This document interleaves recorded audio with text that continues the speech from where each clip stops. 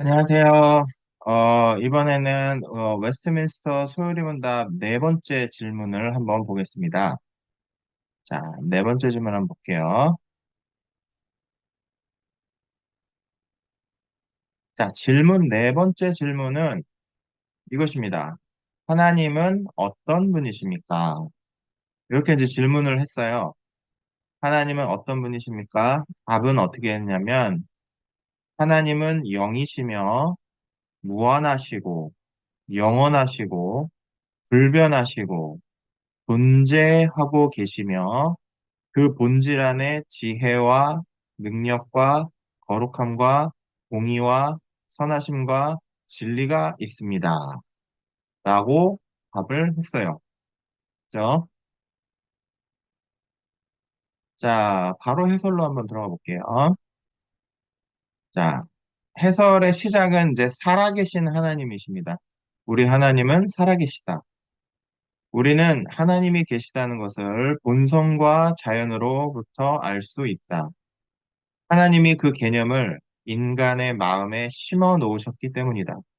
따라서 사람이 만약 하나님이 계시지 않다고 말하는 것은 하나님의 신성에 도전하는 것이며 그 양심에 두려움이 임하는 일이다. 우리는 하나님이 계신 것을 그분이 하신 일을 통해서도 알 수 있다. 시편 19편 1절, 100편 3절입니다. 따라서 무신론자일지라도 하나님이 하신 일들에 대해서 생각해 본다면 하나님의 능력과 지혜를 인정하지 않을 수 없다. 모든 만물을 지으신 것과 그것을 운영하시는 하나님의 섭리를 생각할 때 하늘과 땅이 하나님의 영광을 드러낼 때 그것을 설계하시고 지으시며 다스리시는 하나님의 지혜와 능력을 찬양하게 된다. 그러나 사람이 죄를 지음으로 말미암아 부패와 영적 어두움이 자리를 잡아서 전능하신 하나님을 찾지도 않으며 자신들의 상상력으로 거짓 하나님을 만들고 우상을 섬기게 되었다. 무한하신 하나님. 어떤 피조물도 하나님을 완전히 알 수 없다. 다만 하나님이 우리에게 반드시 필요한 하나님에 대한 지식을 얻을 수 있도록 성경 안에 자신을 계시해 주셨기 때문에 우리는 하나님을 알 수 있다. 하나님의 존재에 대해서 알아보면 먼저 하나님은 영이시다. 영이시라는 것은 물리적인 몸이 있지 않으시다는 것이다. 요한복음 4장 24절입니다. 우리는 하나님을 눈으로 볼 수 없다. 디모데전서 1장 17절입니다.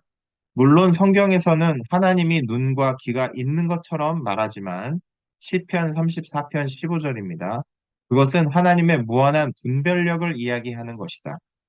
물론 천사도 영적 존재이며 인간도 영혼을 가지고 있지만 그것은 피조된 영들이며 전적으로 하나님께 의존되어 있는 것이다.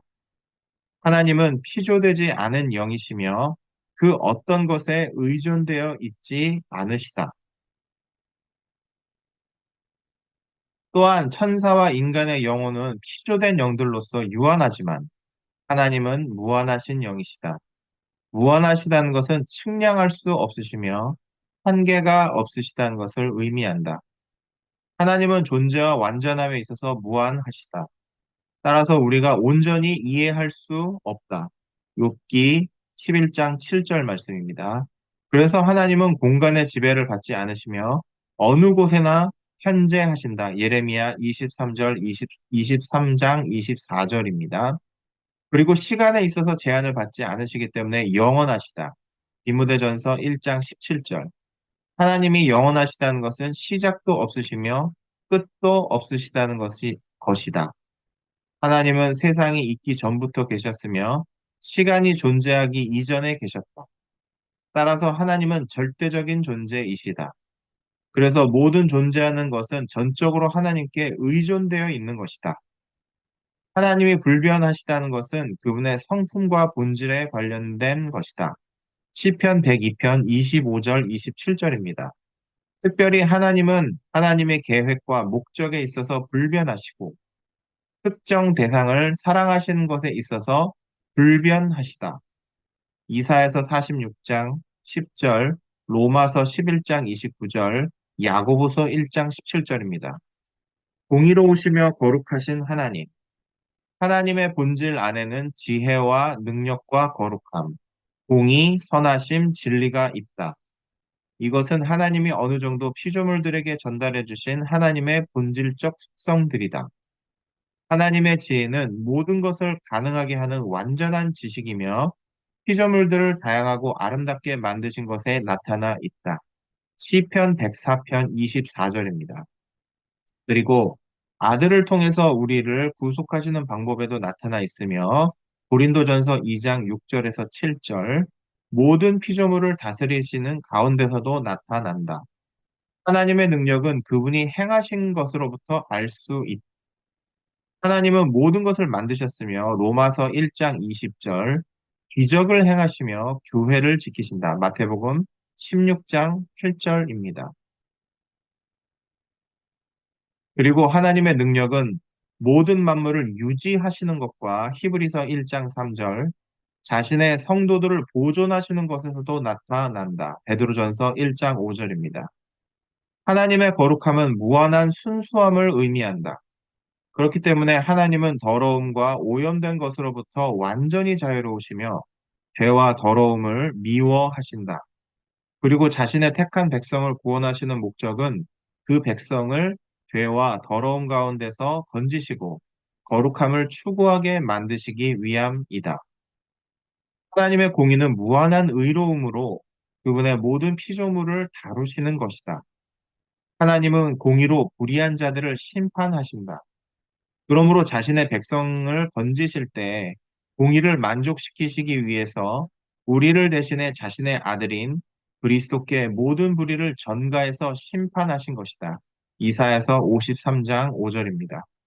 그리고 하나님은 진노의 날에 불신자들의 죄들에 대해서 심판을 행하실 것이다. 데살로니가전서 1장 7절에서 9절입니다. 반면 자신의 백성에게는 그리스도께서 주시는 유익을 통해 상을 주실 것이다. 마태복음 5장 12절입니다. 그리고 지금 이 세상에서 사람들의 죄들에 대해서 일시적인 심판을 행하고 계신다. 다니엘서 9장 7절입니다. 하나님의 선하심은 하나님이 모든 선한 것의 저자이심을 보여준다. 시편 119편 68절입니다. 하나님의 선하심은 그분이 만드신 피조물에 나타나 있다.